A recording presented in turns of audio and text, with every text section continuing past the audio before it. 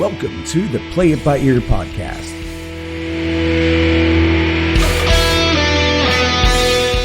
The podcast where the topics may vary because, hey, we play it by ear.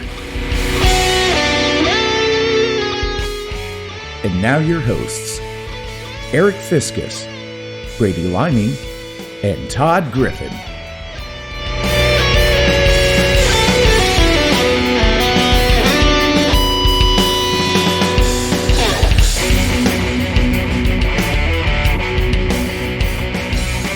Welcome to the Play By Ear podcast. With me are the birthday boy one day removed, Todd Griffin. Thank you, sir. Good evening.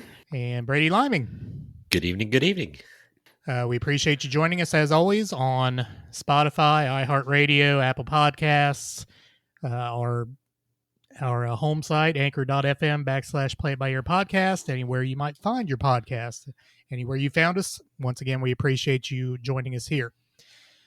With that, we're going to go right to another voice message. Remember, you have the opportunity, and I believe this is on Spotify as well that I've seen. I haven't been to all the other outlets, but I know on Spotify there is a link that you can click to leave your voice message. You can also do so on our Anchor FM website. But either way, we do want to hear from you.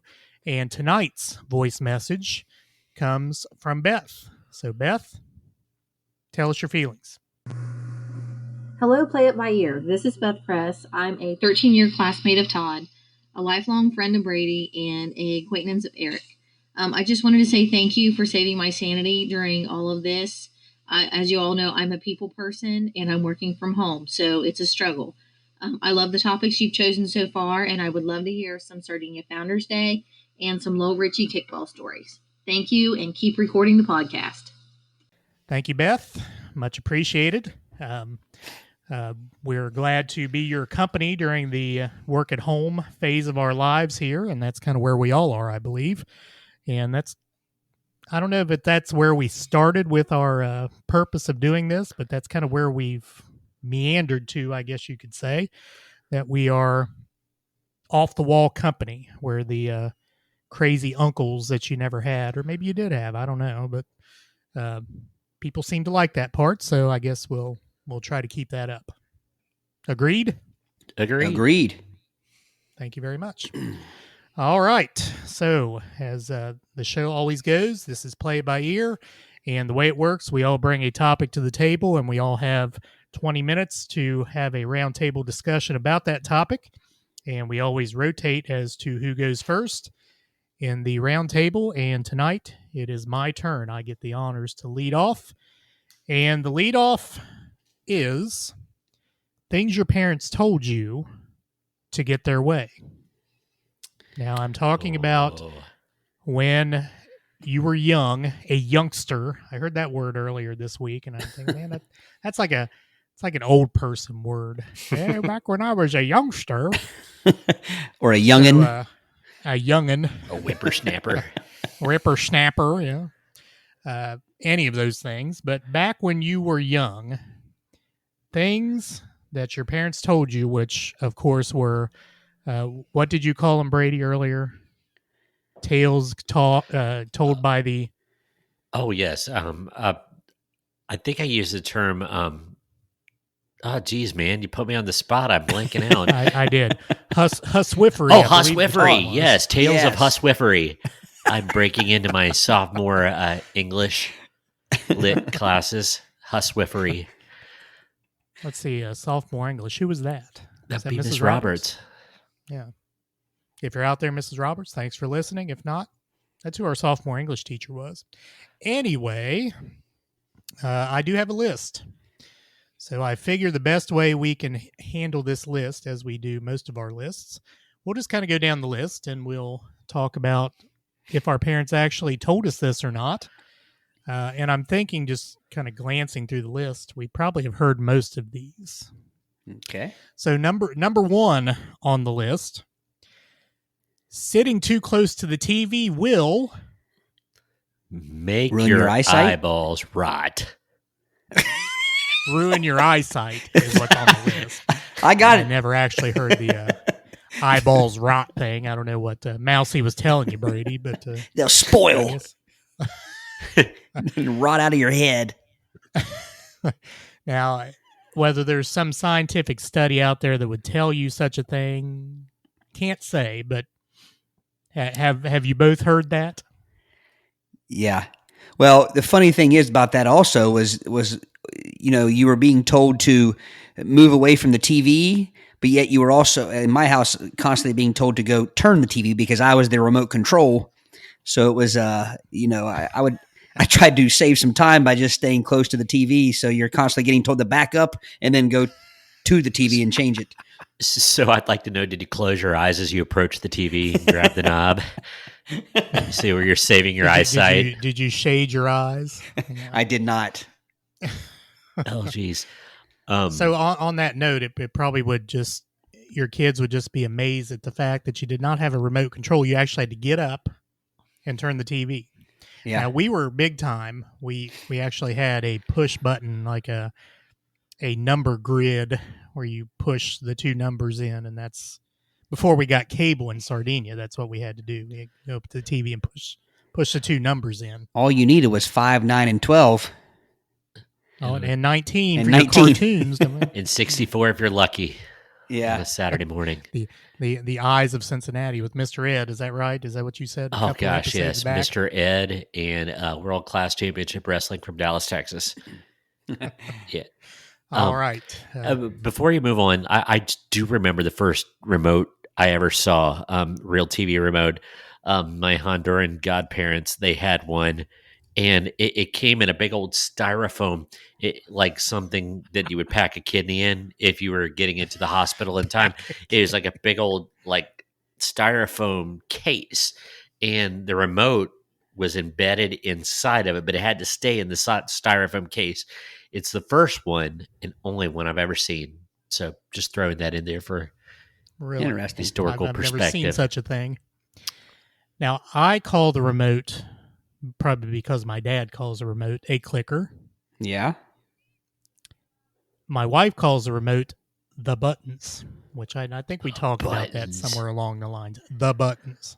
Yeah. It It's seems about like there needs to be dominance. it seems like there needs to be another word there, like the buttons box or the buttons, the thing with Boot tube buttons. buttons. I don't know. We'll have to have Becky on it as a guest and ask her But how she would, I guess, complete that statement. The buttons. What Yeah, buttons? that's interesting. Okay, number 2, a swift retail. If you swallow your gum, it will. Blow a bubble in your belly. No. plug up the plumbing. Oh, come on. You got really? It will stay inside your stomach for how long? Eternity? No. 7 years. Really? You guys have never I've heard never that? heard that. No. No. Wow. I was Now, always that's just told it. connected to Windows. Not Windows, to mirrors. Jeez Louise. Now I am confused. No, I didn't know there was a time frame on it. I just thought it was in there. It was. No. It was Yeah, 7 years. I'd heard that before. I don't know. I can't not. recall as to whether my parents told me that, but I'd heard that before. I think that's with if- that time frame. I think that's if you chew bubble gum while walking under a ladder or something of And that break nature. the mirror. Incredibly bad luck.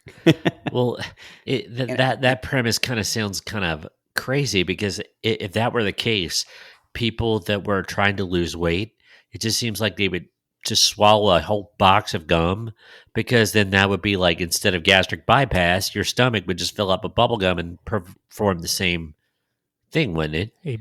A poor man's stomach stapling, if you will. Yes, it all comes out in the end, Apparently not for 7 years if it's bubblegum. Okay, number 3. You can't go swimming for how long after eating? Oh, 30 mind-numbingly eternal minutes. Yes. Yes. Now, that one had some staying power. That one actually had some credo behind it, I think, because I think even like doctors and people said that. Oh, They I were always paid off. remember I always casted a pox on that because I was a pretty aquatic kid, and I'm still a pretty aquatic adult. And I'm like, why? I have jumped in the water numerous times after eating and never experienced these life-ending cramps that, it just never happened. And anytime somebody said that, I was just like, that's the moment where I just dropped my proverbial mic and was like, stand back, watch this. I will not cramp and die. Yeah, you're I the one who was hated leaving that. all the wet food around the swimming pool when I was growing up then. Yes, Yeah. it was definitely you, Brady. Jeez. I hated Okay, that next, one. next lie your parents told you to get their way. If you eat a watermelon seed, it will do what? Grow watermelon in your stomach. Yes. I was getting Grow that mixed up inside of with your the gum. stomach. Wow. Yeah. Brady is bemused. I'm bemused. So why watermelon? I mean, if you accidentally ate a grape seed, can you have a vineyard and the watermelon subsiding in your stomach at the Could same be. time? An vineyard. Or an orange seed, or That's I mean, that's I think it was because it seems like a watermelon seed would have been the most common seed back then. It seemed like I don't remember getting seedless watermelon as a kid. It was always now, seedful. seedless watermelon, I believe, has been a relatively recent, but whatever. What do they call those things in biology? A GMO, permutation, a mutation, genetically modified organism. There you go. Very good. Genetically modified. I got to tell you though that was never a problem for me because I avoided the seeds like a plague. I was always grossed out when I crunched into a watermelon seed and made a horrific face and spat it out promptly. I didn't want it. I didn't want to swallow it. Go ahead, Eric. There were the black seeds. Yeah. And then there were the white seeds. I was going to say, it depended on the maturity of the seed. That would be true. The harder black seeds, definitely. I mean, those were easy to if one of them slipped into your mouth, it was easy to dispose of it. But the softer, the white colored ones, yeah, they were harder to dispose of if they got in your mouth. Yeah. Now there's also the danger of getting appendicitis because that's one of my fears in life. I don't know why that's a fear I've always feared appendicitis. And you eat seeds, and the seeds end up in the appendix, and then the appendix, gets infected, and then you're in a bad way. Seeds is a pastime activity. What is that? What the heck? That was a song lyric. I can't remember the song. It was System of a Down. Look it up. Toxicity. I'll take your word for it. Whoever's listening out there, toxicity. Help me out. I believe it's that's a lyric. Hey Eric, I do want to okay. I had appendicitis about let's see, my child is now 5, so it would have been 4 years ago, and I in the throes of I'd been given like IVs, and they'd given me some pain medicine to take the edge off when they delivered me the news that I had appendicitis. So I remember asking the doctor this question. I said, "Hey, I've heard that if you eat seeds or like sunflower seeds and sunflower seed husks, that they could get stuck in your appendix. Is that true?"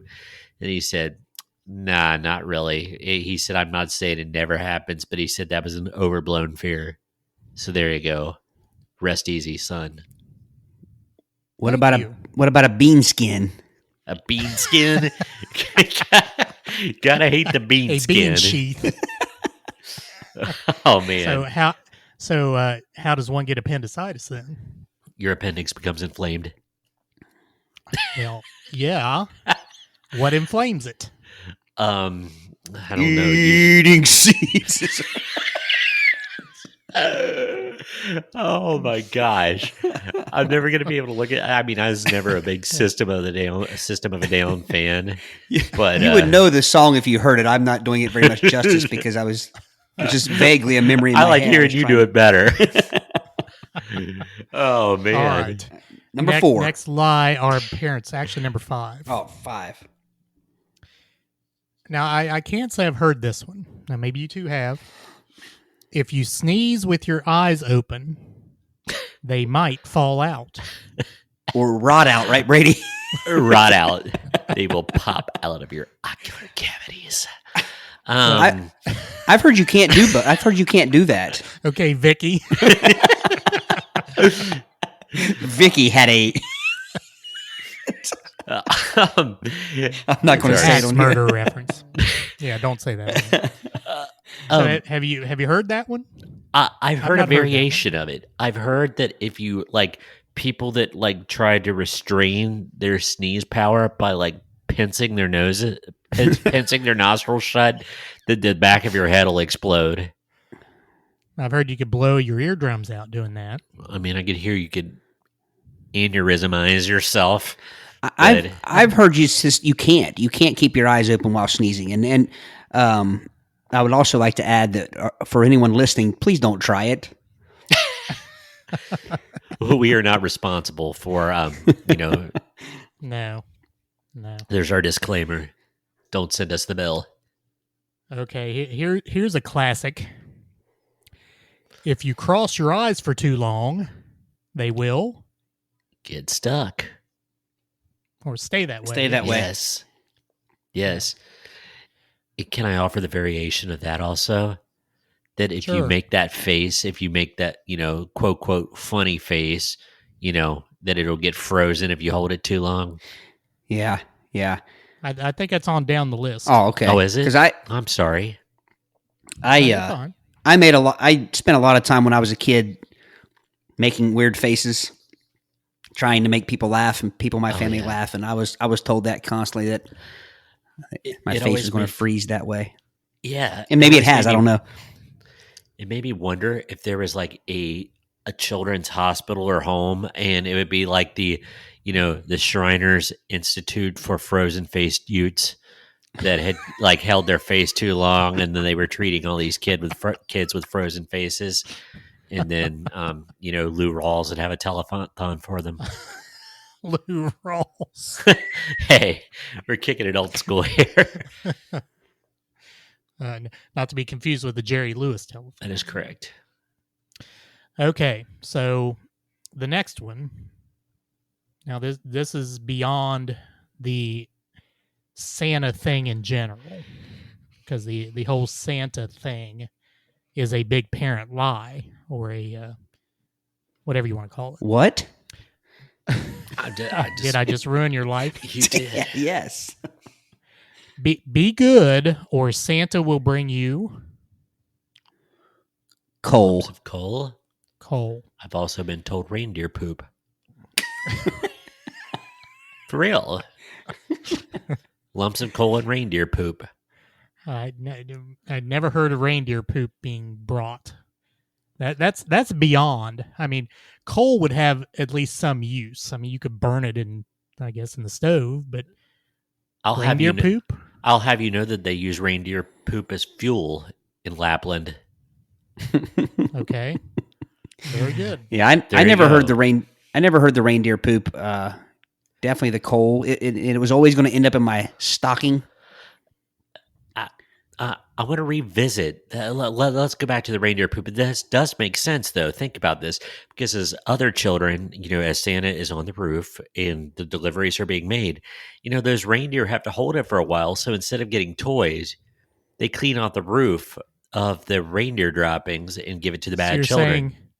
You're saying the reindeers conduct commerce on my roof? They have conducted many a transaction on your roofs around the world, and it has to go someplace. So where does it go? Poorly behaved children. Okay, so let me ask you this though: does Santa collect his own reindeer poop and throw it down the chimney, or does he have a special elf that I is think in there's an charge elf. of? Yes. Yeah, Yes, I do believe there is an elf. believe that His elf's name's name is Brown There's Heel. Scooper Elf. Scoopy. Is that elf's name? Scoopy the elf. Scoopy Brownheel. That's what we're going to call him. Hey, I on that imagine note, only more than his heels would be brown. I'm guessing. that is true. He might have a case of the brown lung if he inhales too much. But, hey, I do remember being very, very disturbed. When I was 7, we went down to visit my uncle and my aunt in Miami, Florida, and we went in the magical, mystical RV. So I was really upset that Santa wouldn't be able to find me, and we didn't have a chimney. So good old Andy Griffith. There was a Christmas Eve special that Andy Griffith said for all the kids that were traveling, there was an elf called Silverheels that did all the non-residential delivery. That was his job to find him. So that's where I came up with the name Brownhill, because Andy Griffith told me Silverheels would give me my toys. Well, way to go, Ange. So would your behavior determine how many clods of reindeer poop you got in your stocking? That's what, but that kind of comes to mind. Yeah, because the worse you were, the more rancid and sizable amount of reindeer droppings you would get. So like 1 or 2 orbs of reindeer poop, and you probably weren't too terrible. But then if you end up with a whole sock full of them hanging from your chimney or hanging from your mantle. Exactly. And not only that, it was probably after Prancer was given high fiber alfalfa for the bad children that then moved through extra fast and pungently. So the feeding schedule of the reindeer would be based upon how many bad children there were in the world. Exactly. It's like, that's a bad neighborhood. Throw in an extra bale of hay and oats. And we're all about science here. Yes. Honestly, though, think about this, though. When you were a kid, and I look at some of our humor on some of these podcast episodes. I can't imagine as a kid that I wouldn't have been a tad bit interested in getting some reindeer poop. I mean, be honest. Imagine you would. Be honest. I mean, coal, can't do anything with that, but reindeer poop, you're like, does it smell like candy canes? There's a whole world of you can annoy your siblings with it. That 7-year-old boy. Give you a new projectile to launch at the bus stop. There you go. You and your cousin Jason. Yeah. Been saving this for a special occasion, Jason. You're done. What is that? It's a reindeer feces. All right, next. It had tinsel in it. I hope not. That'll end him up in the vet. Haven't you ever heard that? The tinsel, how many vets have to go to the emergency room because they've swallowed tinsel, and it's like... Anyway, sorry. This is a story for another time. Next lie. Cracking your knuckles will cause... Diabetes. No, arthritis. No. Arthritis, yes, thank you. Lie. All right. Yes, that is a lie. I wish it were the truth because it sickens me. I can't handle that. Thanks, Brady. No, like seriously, I get queasy when I hear that popping sound and cracking sound. I've never cracked a knuckle intentionally, and each time I do, I quease just a bit. So if you were to get into a shower and there was a how to crack your knuckles guy hanging off the shower head, I'd be naked face down on the first bed. Dripping wet. Boy, there's a visual. I hope our listeners can scrub out of their heads. I'm going to get some fan mail with that one. I'm guessing quite the opposite. Oh. See, this is what happens, ladies and gentlemen, when it gets past 10 o'clock and we record these. Next lie. Having the light in the car at night was illegal. That's true, isn't it? Heard that one? I still thought that was true, yeah. Yeah, I actually told my children that last week. Well, you are a parent. Not true. Yeah, I didn't know that. No. I was today old when I learned that. Makes it harder to see out. Today years old. Right now years old. Yep. Yeah, but it makes it harder to see the road and all that, but not against the law. No, they were thinking about changing some legislation because, with the advent of built-in DVD screens in cars, that it was just like in a minivan, the one that was in the second row, like it could kind of blind to the people behind them. Have you heard anything about that? That in a dark night, that the DVD screen projects light back and kind of gets to the driver's eye. I think that's a lie. I think they're probably watching what's ever on the screen and getting distracted. Yeah, I typically like to pull up close. and try to guess the movie they're Yeah, I watching. was going to say. I'm guilty. I tell my kids we couldn't afford our own DVDs, kids, so we're just going to lock eyes on theirs. We're going to tailgate these people all the way to Florida. All right, so you heard our 20-minute alarm go off, but I'm going to give you one more, Okay. and I'm going to bet that you haven't heard this one because, first of all, I don't believe, unless Todd, you're a little younger than us. Of course, you didn't live in town, but we didn't have a lot of ice cream trucks around Sardinia when we were Utes. Mm-hmm.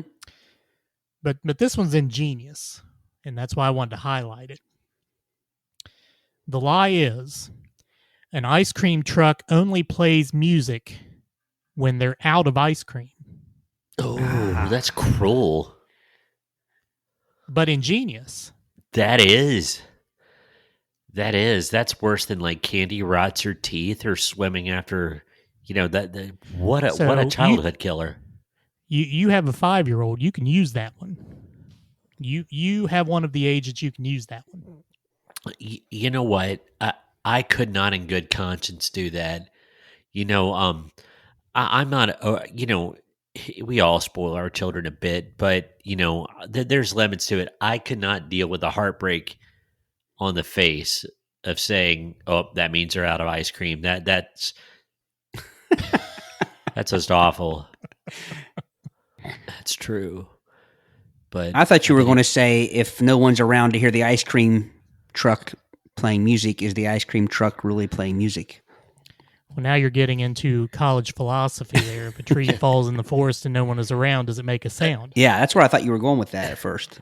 And you guys, our listeners can't see me smiling right now, but this is so serendipitous because Eric, just this very day, today, this evening, like 3 hours ago, I was taking my children to get an ice cream treat at a local spot. And it's like when I was in 2nd and 3rd grade in music class, we sang a song about the ice cream man. Do you remember, Eric? A song. Can't remember The ice that cream one. man of the ice cream man. Something about he came on the day the spring began. It was to the tune of the Lone Ranger song. Okay, yeah. I do remember that now. But I do remember that. And here's the awful part. I don't remember the lyrics because all I remember is the R-rated parody that one of my classmates sang, and I was second just grade. This would have been 3rd grade. I will tell you the classmate off air, and it will. Can you take it down to TV 14 and can you modify it to a TV 14 and give us a little bit of a, or is it just too much? You can't throw that out there and not give us some sort of. Let's just say that the ice cream man. And no, I'm not talking about the Van Halen song. I'm not crossing, getting songs mixed up. But basically, the ice cream man was a Lothario of sorts. That the mothers were glad to see the ice cream man coming down the block. I gotcha. Yeah, we'll just leave it at that. And so I think we can use our imaginations. Could have been. I think we can. There was one I was hoping was on the list real quick, fellas. I think we've mentioned this before, but were any of you told that your parents were going to see a man about a horse whenever they left whenever they went anywhere? I had that never is not heard on that. the list, but do you guys remember? Yeah. We talked about that a few episodes back. Yeah. My dad would use that phrase all the time. Yeah, I never understood it. Let's see. I'll tread delicately here if I can. This will take 15 seconds, and we can move on. After a fearful incident, my mother would threaten me with an old Western movie character that would appear, old Western movie villains that scared me as a child. And she said if I went around the corner, one of them would be waiting for me. Wow. Yes. I have a whole new impression of Linda Liming. But that's great. I don't want to be offensive, so let's just call them Western movie characters. Okay. So maybe something along. Maybe that's where the I went to see a man about a horse came from. Maybe it was all about westerns or something. I don't know. Yes, that's what it was. But I just got sick of. I got sick of no general horse. Human transaction. Yeah. Any well, not what Brady calls a transaction, but any general thing that people may want to do and they don't want to take their kids with them. Yeah. Yes. Yeah. I fell for it every time. Yeah. But you said you were upset when they came back horseless. Yeah. Yeah. You're looking out the window for the horse. Payout. And if I just would have thought about it, I mean, we never had my dad was usually driving a Caprice, like a Chevy Caprice or something. You can't fit a horse in a Caprice. No, not even a Shetland pony. Does that qualify as a horse? I don't know. Or does it have to be a full-size horse? If it's just a little errand, is it just a man after a Shetland pony? Or yeah, that's true. You never heard I'm going to see a man about a pony. No, I'm going way too far off the edge for that. So that is topic 1. All right, good topic. Good topic. Todd, I think you're up next. I am. So I think it's been a couple episodes since we've talked about music, and it's something we always come back to because obviously we're all 3 pretty big music fans. So I thought maybe we could put together a little all-time supergroup, taking our, for each member of the band, each position in the band, and putting together our own supergroup. And we didn't really talk about rules, but I would like to throw out there that I think they could be living or dead. Would you guys agree to that? Agree. Sure. Okay. And one thing that we probably should figure out real quick is, are we doing this kind of where we each pick, like, say, a drummer, or are we just each doing our own supergroup? How would you guys like to do that? I think we should do it in the round. I think you should pick a position, and then everyone picks that position, and then go to the next one. Okay. All right. So maybe I'll call the position, and then we can circle around. Let's start with drums, the Skins. So Brady, put you on the spot. Who would be your drummer in your all-time supergroup? Well, I had to think about this a little bit, but then it just emerged from out of the blue. I'm going to go Stuart Copeland of the Police. One of the most well-rounded. He could play the rock. He could play the funky. He could play the jazzy. He could play the reggae beats. He could do about anything. And whenever you hear him, you know it's him. He's one of those very distinct drummers. So I'm definitely going Stuart. All right. Very good pick. My turn? Mr. Fiskus. Okay. And I'll kind of give you a 2-part pick here because, like Brady, I guess I'm a little biased. I feel Styx's current drummer, Todd Zuckerman, is outstanding. He is. Does he have enough of a body of work to be put on the greatest supergroup of all time list? I don't know, but I think he's outstanding. With that being said, my drummer would be Jeff Porcaro of Toto. Oh, yeah. Nice. And reason for that is obviously Toto's music is very popular. A lot of songs have stood the test of time. But also, as with the other members of Toto, they were very accomplished studio musicians. Mm-hmm. And to be able to have the flexibility to basically be a player for hire and go in the studio and just be able to carry a song, which, the drums drive the song. Outside of Toto, Jeff Porcaro played on Beat It. Michael Jackson, he played drums on that song. I did not know that. So again, showing the flexibility, as Brady said about Stuart Copeland, I would say the same thing about Jeff Porcaro. Awesome. That's my pick. Good pick. Good pick. All right. So for my drummer, I always credit mainly you, Eric, but also, your group of friends that I eventually became friends with as well. I credit you guys with kind of shaping my musical tastes. And, Eric, you kind of were responsible for getting me into like the classic rock bands, the late 70s. early 80s, the arena rock, your Styx, your Journey, your REO Speedwagon, bands like that. Brady, you and SJ and a couple of our other friends would have been more responsible for like the 80s hair metal.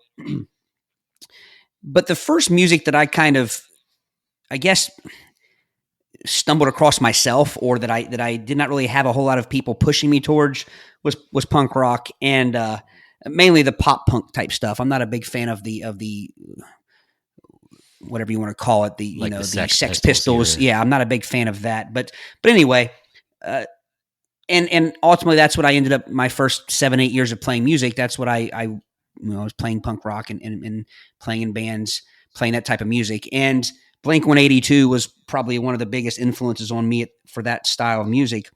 And so I'm going with Travis Barker, and for two reasons quickly here is that, number one, I've never seen a drummer come into a band. He's not the original drummer. I've never seen a drummer come into a band that completely changes the dynamic of a band for the better, like that Travis did. He opened their music up. He got rid of, he got away from just the kind of straightforward punk rock beat that doesn't get much respect. And you probably won't find a drummer alive that's in any drummer magazine or anybody in the business who wouldn't tell you that they would put Travis up against about everybody. He's not just fast, but he is fast.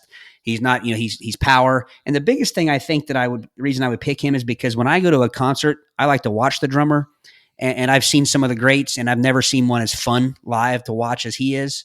He just gets bored, and he might put a towel over his head and play the whole song with a towel over his head. And it's not just a simple kick snare, it's just stuff to challenge himself, or he might play the entire song with one hand or something like that. He's just a showman as well. So I'm going Travis Barker for my drummer. He was in the Aquabats too. Very cool. And yes, yeah. So how about we go next to bass guitar? Brady? Guitar. Okay. I have a favorite bass player. I'm not saying he's the most technically proficient, which he is in a different way, but I am going John Taylor of Duran Duran. He could bring the pop, he could bring the funk, he can, bring the harder edge. And once again, that distinctive sound. I've always been a John Taylor fan. I've always been a Duran Duran fan. In fact, I said anybody that calls Duran Duran a boy band, I will fight them, because that's not what they are at all. They're a group of tremendous musicians who happen to be wearing Anthony Price suits and makeup and marrying supermodels. So anyway, but yeah, John Taylor gets mad respect from me. I love his body of work, and I would love to play with him. He would be a fun bass player to put in a band. He is spectacular. Mr. Fiskus. Again, looking at flexibility, and that's kind of what's driving me in a lot of this. And this may be, I don't know if this falls under the flexibility category here. And this may be an interesting pick, because I don't know that he's necessarily known for his bass playing, but you look at a bassist, a drummer is more visible than a bassist. And Todd, no offense intended here, but none taken. the bassist generally kind of is beside the drummer, not very much out in front of things usually, with a few exceptions. My choice for bassist, and again to make my supergroup very colorful, let's just say, Lemmy. Nice. Yeah, good pick. Thank you. I never knew you had Motorhead in your playlist. Well, again, I'm a big fan of bass. I'm a big fan of the low end of the song, and the bass again sets that Big bottom. Big bottom. Here's Eric. It's a great point, because here's the thing: a lot of people don't want to admit to it, specifically lead guitarists, but nobody dances to guitar. That's true. People dance to bass. That is a fact. True. But great pick. Eric, that's actually not I'm a little surprised you picked him. I think same as Brady, but not because of the not because it was a bad pick, just because again I didn't know that you were a fan. But he actually is usually mentioned by a lot of his fellow musicians as being a great bassist, and it's not something probably skill wise. I doubt if he's out there. He's no Flea. I mean, but for what he did and for that driving and singing as well, not an easy thing to do. And that's a good point. I think that's probably what I was trying to get at. I'm not looking for someone like Flea, who basically is a guitarist on a bass. Mm-hmm. I'm looking for someone who sets the bottom of the song. Yeah. So, well, funny you said that, because my first pick for bass, I was going to go Billy Sheehan. I didn't, but the reason I didn't is, don't get me wrong, he's fantastic. He's probably one of the most fun bass players I've ever seen. But he definitely plays. He's like a guitar on bass. Not that he can't play. He can play anything, first off. But anyway, I'm not going to spend much time. But Billy Sheehan was my first pick, but I kicked him off because of that. And I agree. I think that the bass player has a very important job, and I actually don't consider myself a bass player. I consider myself a rhythm guitarist that just plays bass. But and I try to kind of break the mold of, I don't just stand in the back. I try to go have fun and make it an instrument that people can enjoy and things like that. But I found myself listening to all the bands that you got me into, Boston and Cheap Trick and Survivor and all those bands. And I don't think you pushed me much towards Skynyrd, but I'm a huge Leonard Skynyrd fan. And you look back and the bass work does not get any credit in that music. And when you really listen to it, it's fantastic. It's every bit as impressive as the guitar work, and they're known as being a guitar band. So Leon Wilkeson would be my favorite bassist. I've even stolen his. He was known as the Mad Hatter. He wore multiple hats throughout the show on stage, and I kind of mimic that myself. And just a fantastic bass player. Died too soon. He's 42 years old when he died, but he. To go back to Brady's pick, Brady, one thing that I think, you're pure bassist. You're people who scoff at people like me who play bass with a pick. Leon Wilkeson could play with either, but he played with a pick a lot. And I actually played. I can do either as well, but I play better with a pick. And then you mentioned John Taylor. Sorry, your pick, John Taylor. A lot of people don't realize that Hunger Like the Wolf was recorded with him using a pick. So when you hear it, you would think it's not something that he's, and I hate to geek out on you guys musically, but, I think a good bassist is just versatile. And I think someone like Leon Wilkeson, if you go back and listen to Skynyrd, go to YouTube and listen to just bass tracks on any of these guys we're talking about, whether it be Lemmy, whether it be John, listen to just the bass work of the songs. You can do that usually if you just Google it. They just take everything else out of the recording and listen to some of the work, and you'll be pretty impressed. It is impressive. How about we go with keyboardist or piano keyboard? Okay. This one gave me the most trouble because, Me too. because I was thinking of iconic, piano keyboard songs, and I kept on going back and forth between two, and my gut. And I didn't want it to come off like I was just trying to do a Duran Duran tribute, but Nick Rhodes of Duran Duran was like kind of in my sight as being the guy, but I kind of changed it. And I'm going to go with a pick that, just as far as iconic keyboard work, I'm going to go with Jonathan Cain of Journey.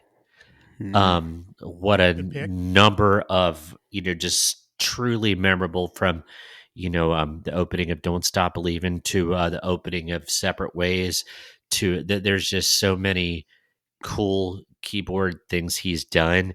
And this was, like I said, it was a super, super hard pick, but I just kept on going back to Jonathan Cain. Excellent pick. Okay.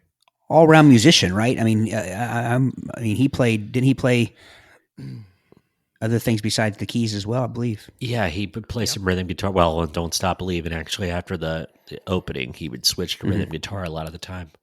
Yeah. Eric? Okay, so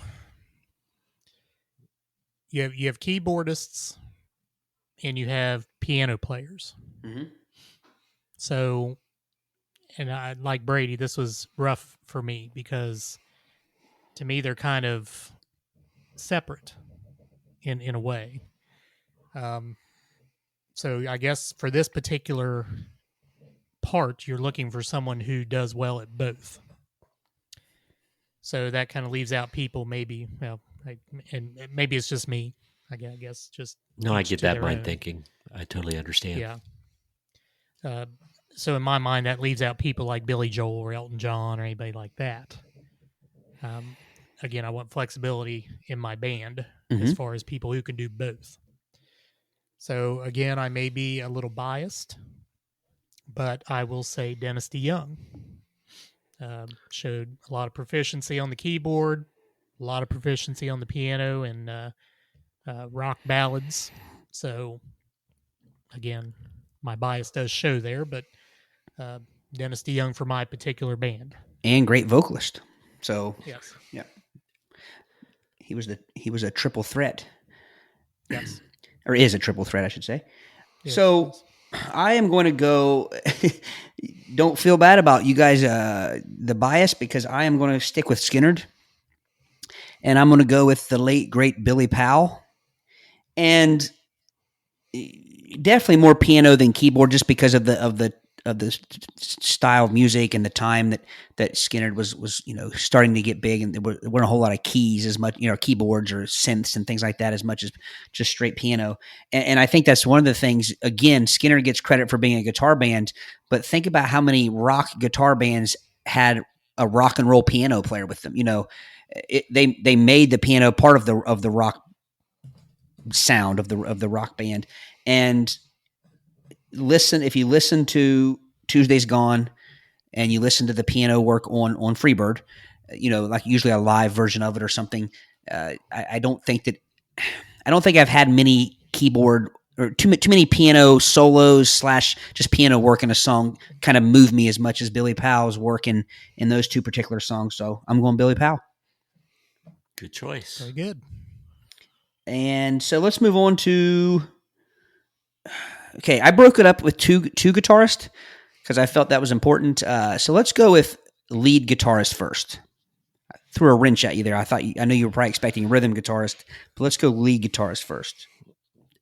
And this is the one that gave me the hardest time because there's so many great guitar players and so many lead players that, I've just listened to and just truly loved listening to and getting to know over the years.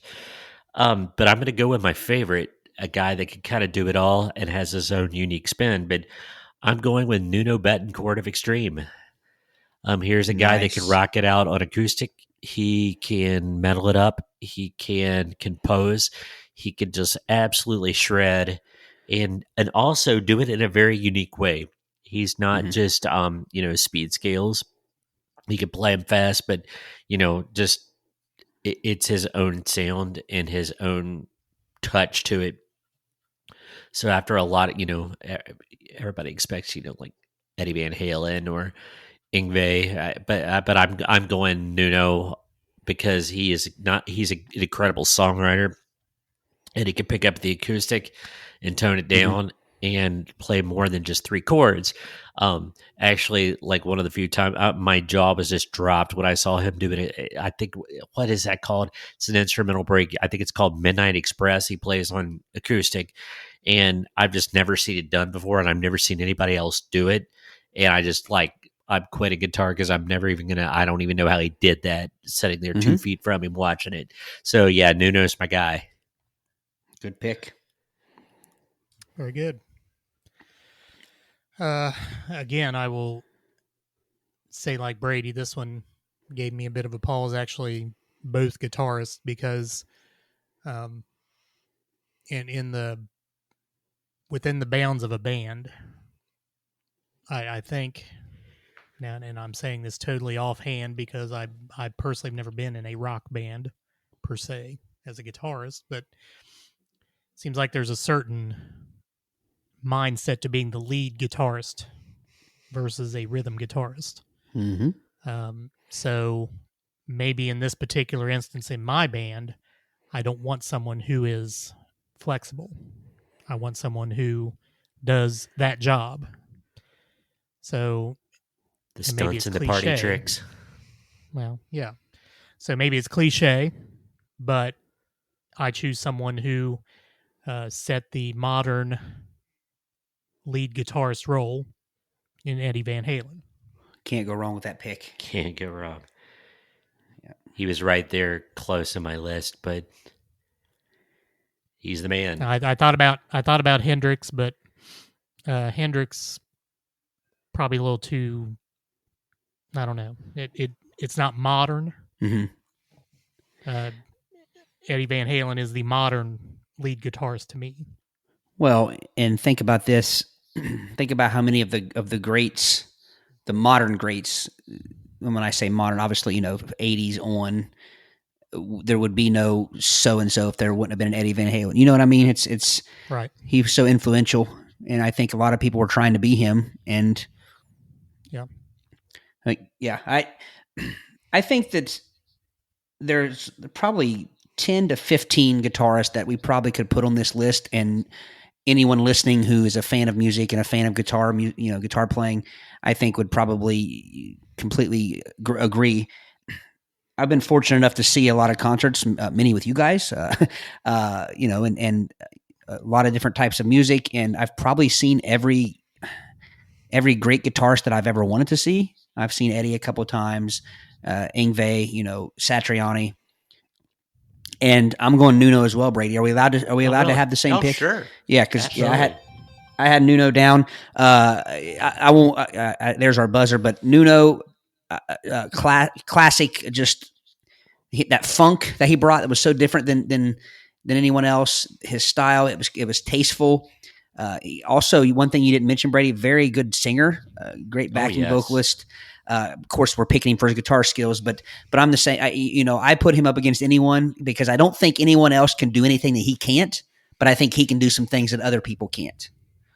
Yeah, and played Washburn guitars, Brady. So there you go. All right, let's move a little quicker here. Maybe I don't want to take up any more time than we have to, but how about we go rhythm guitarist and then we'll save singer for last. So rhythm guitarist, Brady. Okay, this is going to be an out of left field pick because, I'll explain it. I'm going to go with my rhythm guitarist as Taylor Locke from the band Rooney. Here is a guy that could play a mean rhythm guitar that just fits a song perfectly, even though this dude is probably barely over 30 years old now. His sound was just so classic. It was a good sound. He was proficient, and his rhythms add so much to the song. But and Eric, you being a classic rock guy, if you strip down the music and listen to what he's playing, it could fit in any 70s arena band or any 70s, classic rock band. He's just a guy that brings a modern twist to everything, but older sensibilities. I've had the good fortune of seeing him before he left the band, and they kind of went their separate ways. But just an absolutely tremendous live performance and a tremendous live sound. So that's going to be my left field pick. So please look up Rooney and Taylor Locke. Yeah, I saw Rooney with you at Southgate House. Yes. Over in Newport. Very good show. Yeah. Mr. Eric Fiskus. All right. My choice, I guess maybe you could say, is a little out of left field. Maybe not. My choice is Terry Kath, the late guitarist for Chicago. Oh, interesting. To me, anyone who can set themselves apart in a band with horns and who Jimi Hendrix looks at and says he's better than me, that's good enough for me. Obviously, he died too young as well, but again, the ability to set yourself apart in that particular grouping, because usually, really the lead guitarist is the one that's out in front and of the music part of it. Obviously, aside from the vocalist, but this is the instrument that you set out front. Now, with Chicago, you had horns and everything else going on, but Terry Kath the ability to be above and beyond all that. And again, with Hendrix saying, "Hey, he's better than I am," good enough for me. Well, and I think tasteful will be another good, No adjective wasted to notes. describe. Yeah, to describe his guitar work. Yeah. Chicago's guitar work in general.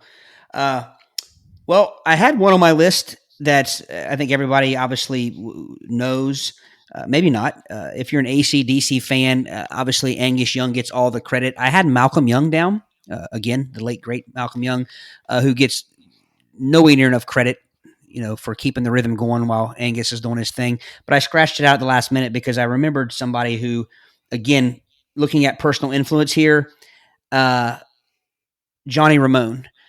And I'm a huge Ramones fan. I think they're iconic in every way. And one of the things that I found funny about when I was coming up playing guitar and people like Brady, who were 80s shredders, it was just such a different style than when I was learning to play that kind of pop punk stuff, which was all the down picking, rhythm based. Your right hand was more important than your left hand. And this isn't a knock towards Brady because he does it very well, but in general, a lot of the 80s shredders have a hard time with the rhythms, the tight rhythms of like a Ramones song, because it's the down picking. If you want a fast lane to carpal tunnel, play some, learn the Ramones Is catalog. that a song? Learn the Ramones catalog and realize that it's 99.99% down picking, fast down picking. You don't, your right hand doesn't get a break. And he was the only guitar player in the band, and there really wasn't a whole lot of lead, a couple little tiny melodic solos here and there, but just a good solid, crank the amp and down pick until your hand falls off. And so Johnny Ramone is my Supergroup, or my all-time Supergroup rhythm guitarist. All right, let's finish it up with singers. I know we've talked about singers in other episodes, so some of these may sound familiar. Brady? Oh, man. After much debate, I'm going to go on a very safe pick, but a very classic pick, and I'm going Steve Perry. Steve Perry is going to be my singer. I don't think I need to say much more than that. Just one of the ways who could do it all. Just a tremendous talent, and he could write some lyrics too. So I'm going to go with Steve Perry. Excellent choice. All right, my choice basically echoes my choice from when we discussed this a few weeks back. Ann Wilson. Awesome. Again, very, very flexible as far as can rock out, can sing the ballad. And I said back then, I'll say it again, I would pay to listen to her sing the phone book. And again, to give a little variety to my band with a female lead singer, Ann Wilson. Eric, I have to say, this is no knock on Brady's all-time Supergroup or my own. I think I'm the most interested in yours, Eric. I would give anything to see that band. And I was getting ready to throw out that whole tasteful thing, not to overuse that, but it's like your band, but then you throw the Lemmy in there, and I'm not sure taste was what he was going after, but I would love to have seen Lemmy play with, and his mole, play with play with more his mole than Lemmy.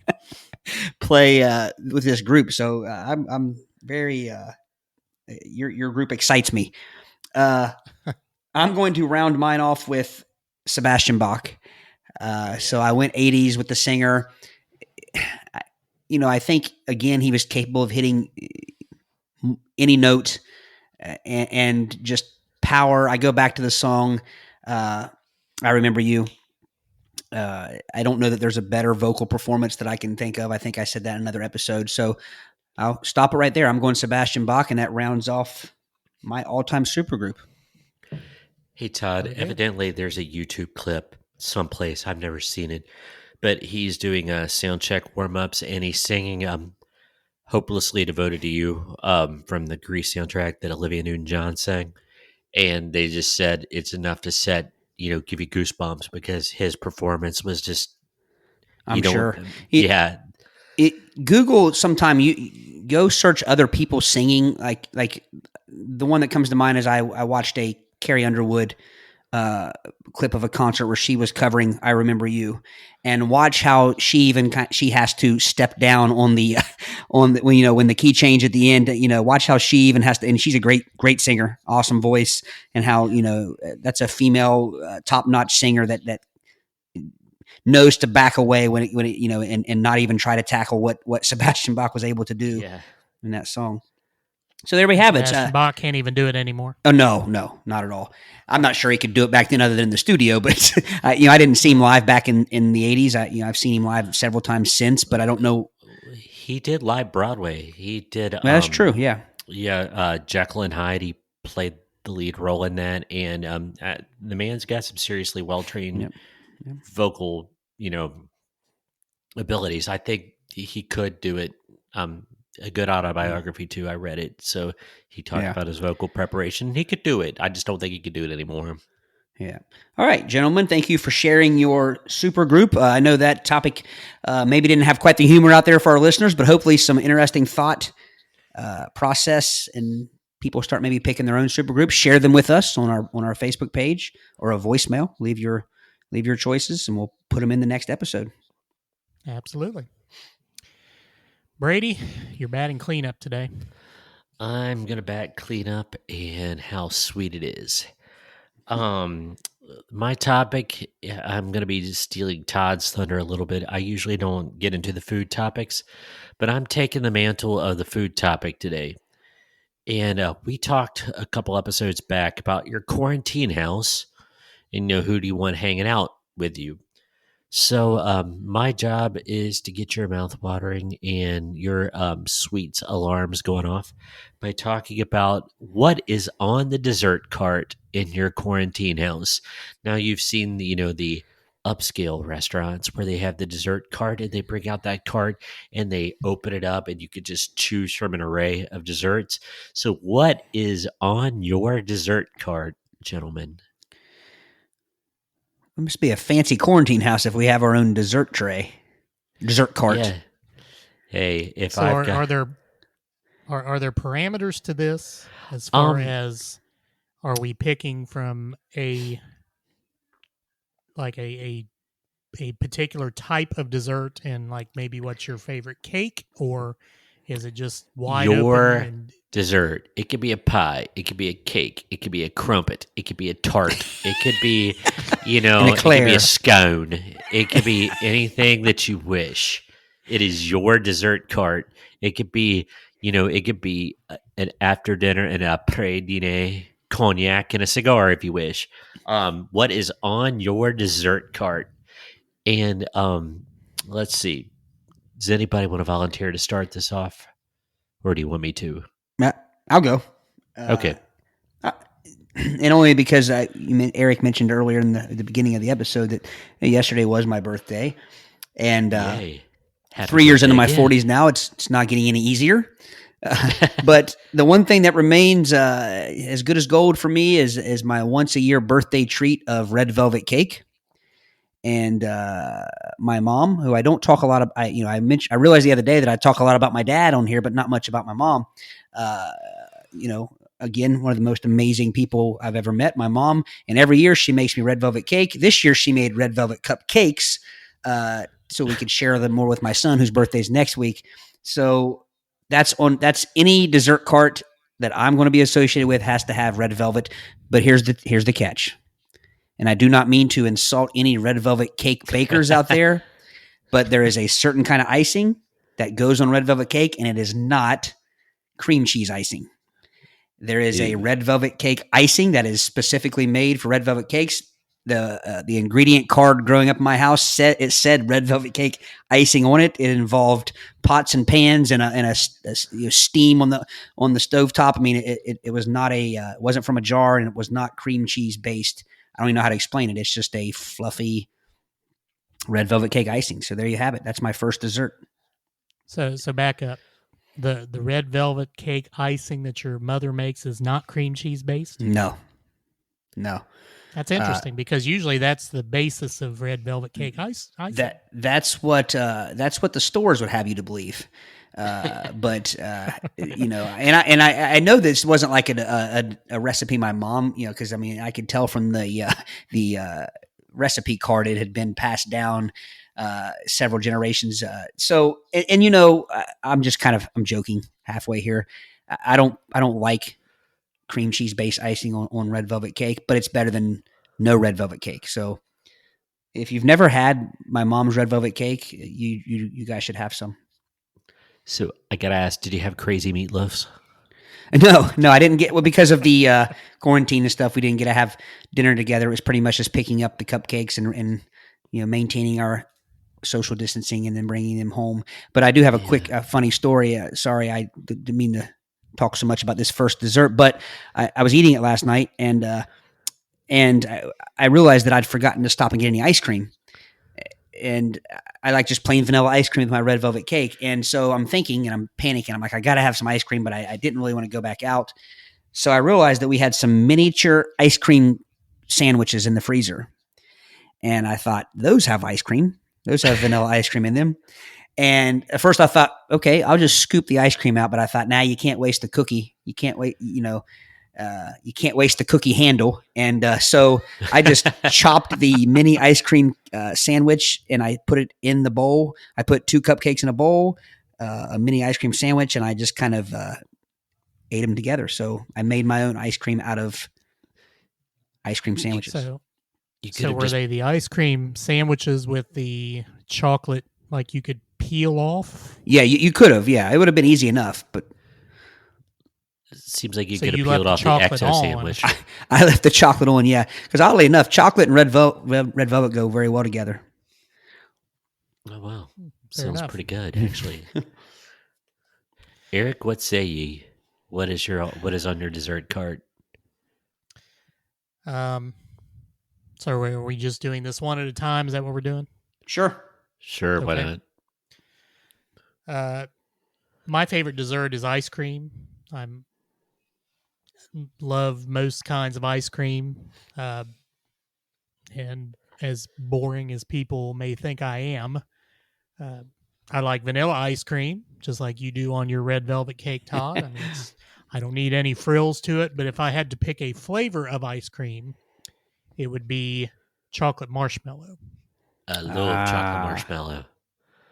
Yes. Love it. And when you can scoop down into the marshmallow vein in the ice cream and just scoop out just some marshmallow by itself. I started thinking of carp instantly. You got to get that mud vein out of there. The mud vein. Good eating.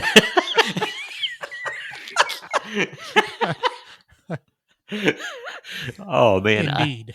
I've never heard chocolate marshmallow ice cream being referred to in a vascular surgery kind of sense.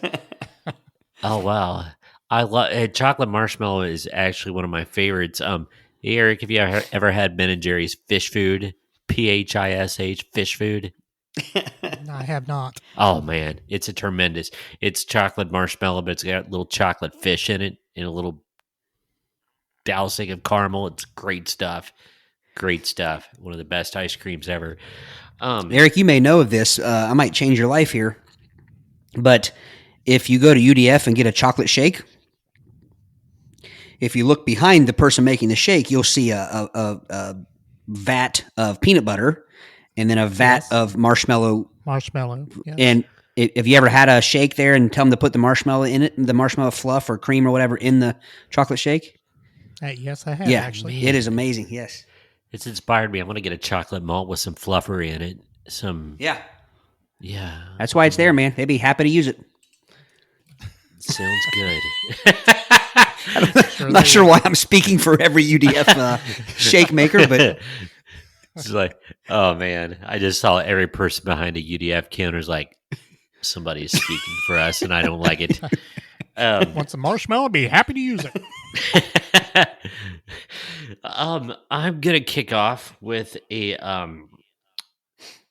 oh man, I'm gonna have to go with my number one, and Geez, see, it goes back and forth between the traditional desserts and like once you get in a restaurant that, and I think I'm going to start off with Frisch's hot fudge cake. Oh. And for Are you all Todd right? needs a cigarette. Do you need a cigarette? That's what I was going to say.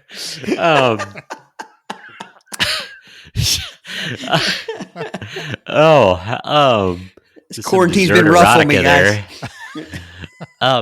But yeah, Fresh's hot fudge cake. And I guess I'm gonna have to describe it because there might be some listeners outside of the tri-state area that's not familiar with Fresh's hot fudge cake. But it is a good like chocolate fudgy cake with good highly vanilla. It's hot. It's served relatively warm, I'm thinking, and then it has the slab of vanilla ice cream in this. It is doused with a good thick hot fudge and a dollop of whipped cream and garnished with a cherry. Just a dollop. Just a dollop. I've been watching cooking shows on this quarantine, so I'm throwing out words like dollop and dousing and drizzling and things like that. So, okay, so you have a brick. Oh man, I was going to use that term. And you have a second brick of ice cream, vanilla ice cream. It's the mortar of the brick. And there you go.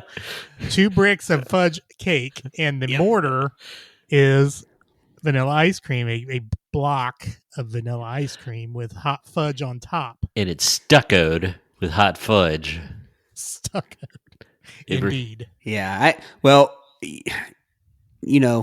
like I was trying to help Eric out with the chocolate marshmallow shake, if you guys play your cards right at Frisch's, see, my problem with hot fudge cake at Frisch's is it's too much, the ratio. I want more ice cream. I need more ice cream with it. So what I started doing was asking them if I could have 2 bricks of ice cream and 1 brick of cake. And they'll do that for you. Really? Yeah, but every once in a while, favors in return. I did this for like a year, and then all of a sudden I went to a Frisch's. I'm not going to mention which one, and the person acted like I was absolutely nuts. And I said, "Here's the thing: I know they come in prepackaged bricks. Just open up 2 bricks of ice cream, please." I mean, I wasn't rude about it, but I'm like, I've done this before. 2 I know bricks, it can please. be done. I want 2 bricks. I want 2 bricks of ice cream. Here's the only problem: it becomes slippery with 2 bricks of ice cream. Slippery.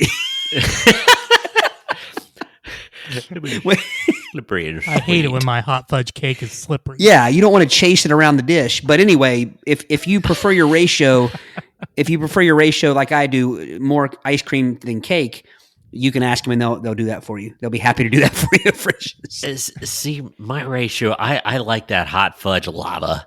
I want it. Well, no, they put the same amount of hot fudge on it. No, but I'm saying if I had to pick one thing to throw the ratio off, I want more molten fudge on my. Yeah, I want to pile it up. Well, but see, that's why yours ends up as a puddle of ice cream and fudge, because the cake insulates the hot fudge from the ice cream. Yeah, well, no, keeps the ice cream. You should ask for 2 bricks. Of each?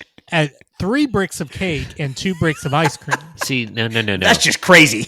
That's just crazy talk. Put 2 types of cheese on the cheeseburger. The other reason it doesn't end up in a puddle is because I inhale the darn thing so fast. I'm in a fetal position in the corner from brain freeze, from like consuming it, and my brain's just confused because I've got a 3rd-degree burn from the hot fudge, and then brain freeze. That's the thing. Yours does not end up in a puddle on the plate because you eat your hot fudge cake as Dave Frisch intended. Not this crazy 2 bricks of ice cream thing. I'm just letting people know they have options. Yes. So, okay, here's your option. If you want to do it that way, that's fine. Whatever floats your boat or your hot fudge cake. Well, Get the 2 bricks of ice cream underneath the 1 brick of cake. Therefore, your ice cream will continue to be in a solid form whilst you eat it. it's So a then science. you essentially have a top hat of cake. Yes. Exactly. And it's Call all that the funny- Abraham Lincoln. the Abraham Fresh. Lincoln cake, please. I dare somebody out there listening to Well, go to to- Frisch's and say, until- "I'll take the Abraham Lincoln, please." No, you know what's going to happen is there's I going to dare you, be and you need to video it. there's going to be a large boy in a red checkered bibs show up, all ticked off, standing on 1 foot, asking why you're messing with his menu. And he'll shoot you with his I'll slingshot. say, His I'll say, slingshot. is that a slingshot in your pocket? Or are you just happy to see me? No, well, then if it's Abraham Lincoln, that slingshot just gets a little bit morbid. True. Yeah. No, now I will tell you this, Brady. Speaking of, this is how I know what was happening at your with your Boston Shake that time. I have occasionally, it's happened like twice in my life, where I get a hot fudge cake and the hot fudge is burned. Is burnt. You had ashes in your hot And fudge cake? Yeah, and it's exactly what it tastes like. It tastes like a smoky cigarette. So that's how I know when Brady said that his shake had ashes in it, that it was actually just burned hot fudge. Was it served by somebody who has a T-shirt that says 99% Big Boy? Which leads me to my next pick, Boston Don't Shake. push it. Boston Shake is my my next pick, which would be hard to have that on a dessert cart. I'm assuming there's some sort of freezer section on this dessert cart. I will put dry ice and make it so cold that it will insulate and keep it cold. So that we've got the Cadillac of dessert carts here in Quarantine House. I'm going hot fudge Boston Shake, and Brady, you want to sing the song real quick? Please come to Boston for the milkshake. It's sitting here in my cart, and it's got lots of room.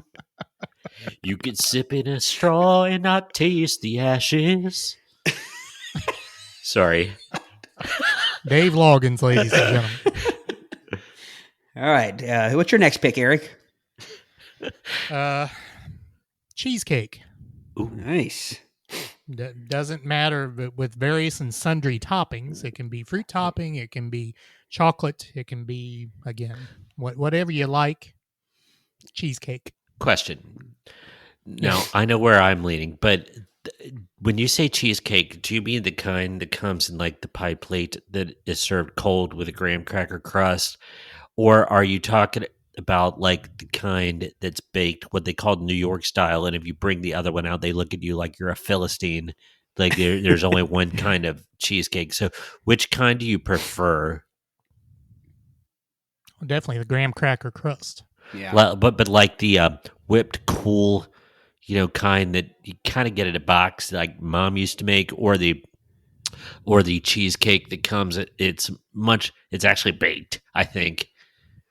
It has a crust on the top, doesn't it? Yeah. The New York cheesecake has an exoskeleton. Yes. Of sorts, or a skin, if you will. A bean skin. So I want my cheesecake refrigerated And with creamy. a graham cracker crust. Some cinnamon sprinkled on the top. Sure. Yeah. I shout out to my dad. My dad makes he's famous for his cheesecakes. He's been known to make them for other people as well, and it's usually just a cheesecake, which he doesn't put the cherries and stuff on it. He usually has on the side, so you can add them, and he some white chocolate shavings to sprinkle on top of it. It's a nice concoction.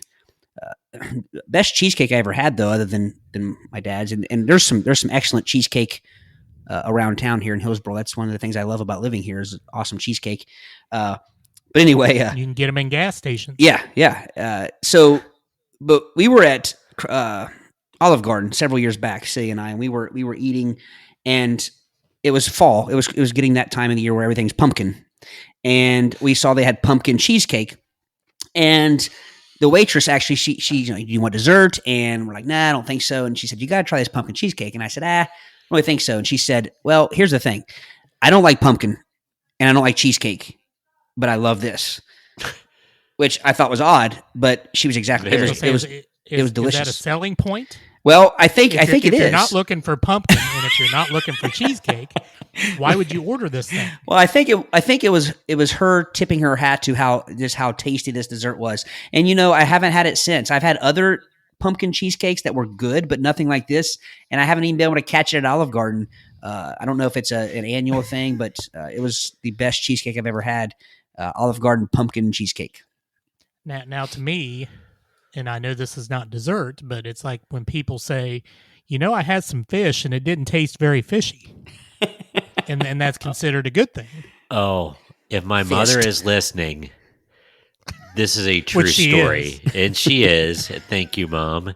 She contributed some photos, and my sister and her to our fashion thing. But true story. Yeah, Todd didn't put any photos up. Yeah, I got to find some. I'll find some. We embarrassed ourselves. Well, Brady got embarrassed by somebody else. I embarrassed myself. It wasn't my fashion. You need to follow through. It wasn't that I'm afraid of embarrassing myself. I'm ashamed to admit that this is we're sneaking up on our second year of living here, and we still have tons of boxes that are unpacked in the basement, and our pictures are packed and put away. So I will find them. I promise, gentlemen. So, my mom, we are on vacation at one of our favorite eateries in St. Augustine, Florida. It was called Barnacle Bill's. And she actually said, well, I would like to have the fish as long as it's not too fishy. And it's like, well, I always get the steak. It's great here. Well, I like my steak, but I don't want it too steaky. And it's like, wait. You don't want your fish too fishy or your steak too steaky. What are we talking here, And I give her a hard time about that to this day, about her fishy fish and steaky steak. So does she want her steaky fishy? Fishy steaky? Fish steak. Slight turn here. It reminds me of an ad I saw in City Beat one time where it said, looking to start Van Halen tribute band. Just need bass, drums, guitar, singer. Like it's like everything you could possibly have. And I'm thinking, what does this cat do? I mean, he does a spin kicks. But let's see. I'm confused. Where did we get off on the Let's It's See, your turn. Todd? It's my your turn. Eric went cheesecake. Yeah. Okay. I'm gonna go with so many. I think I'm gonna have to go with my friend Kirsten. Her peanut butter pie. That was on my list too. So this will kill two birds with one stone. Amen to that. Yes. So Kirsten's peanut butter pie. That's a very distinct kind of peanut butter pie because it's Kirsten's, and it's good. I almost said peanut patter, peanut butter pie. So yeah, she makes a good one. It's not only good; it's like the best. So props Kirsten's out to her. Pie is outstanding. Yes. So our 20 minutes did go off, by the way. I don't know if you caught that or not. I did. Yep. I think we have a very tasty dessert card here. I tell you what I'll do to finish mine, and then I'll shut up here. Is I had chocolate chip, just good old fashioned chocolate chip cookies will be on there. Oh yeah. Classic American dessert. Yes, I had Kirsten's peanut butter pie, so I'll cross that off. And then I had Eric a while back. You referenced my grandma and grandpa's restaurant, J&R's, and my grandma baked fresh pies every day, and her chocolate pie was my favorite. And I've had chocolate pie since. It's good, but it just hasn't been the same. And my grandma hasn't been around. Here's what I remember: chocolate pie with the meringue and the I don't know what it was, meringue, but yeah, the meringue, and then there are little drops of, it's like, again, I don't know what it was, but it was sweet. Little sweet drops in the meringue. Yeah, same as a peanut butter pie. It was your grandmother's J&R restaurant pie. Yeah. Yeah, it was. I don't know what. I was too young. I don't know what all went into it. And oddly enough, I'm not a big meringue fan, so I think I peeled the meringue back. I skinned it back. Skinned it back. Yeah, I'll use Brady's term for you. You're a Philistine. Skinning the meringue back. What's wrong with you? The epidermis. Meringue always reminded me of just a giant sheath of spit. I'm never I'm going gonna tell you what it is. meringue again. I'm going to tell you. Do you know you'd walk through the woods as a kid, and on certain weeds you would see just a ball of frothy spit. You ever remember that? I don't We know always what thought- woods you were walking through. Well, but no, it was. I don't want I to don't be know. around it. Somebody Close has to to a help me rest out area? here. Somebody has Believe to. it or not, I actually know what he's talking about. Thank you, Eric. And people always said it was snake spit. I don't think it actually was snake spit. I think it was people who slung meringue out of their car window after ordering pie and not liking the meringue. So it was Drive-by meringuing. it was meringue spittle, Spud 'em. just laying there sizzling on a weed. I'm so disturbed. I'm gonna have to go look for snake spit now. I have no idea what you're talking about, but now I gotta find it. Did you spend much time? I mean, I grew up playing in the woods all day long. It was I never pretty found common. that. Yeah. Oh wow. So just can I finish up a quick list, and I don't even need to explain them. Key lime pie Go from ahead. Florida, my favorite restaurant in Florida. Key lime with graham cracker crust, and my mom's strawberry whip pie, which is kind of like if you could think of like chocolate mousse, but it's strawberry mousse, and that should be that'll Ooh. finish up my cart.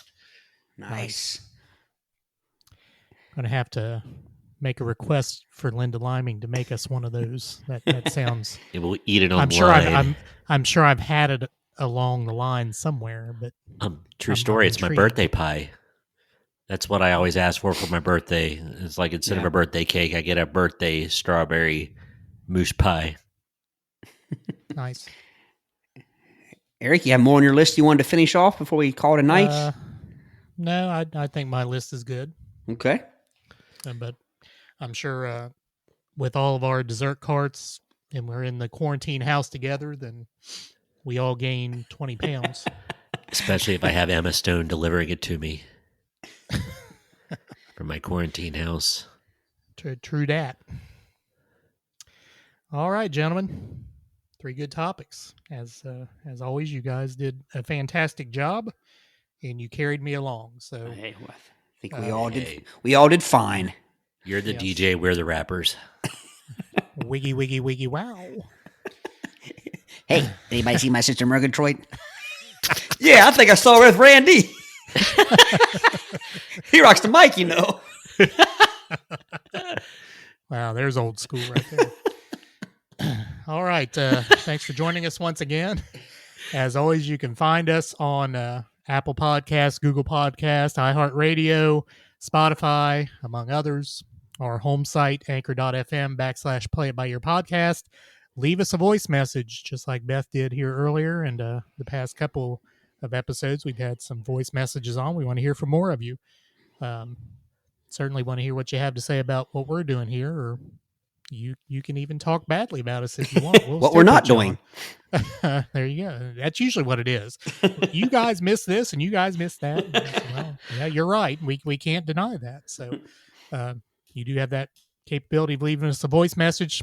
Search us out on Facebook, Play It By Ear Podcast in the search bar, and on Twitter at Play It By Ear Pod 2, and leave us a message there as well. So with that, we invite you to join us for our next episode. Gentlemen, thank you very much. Peace.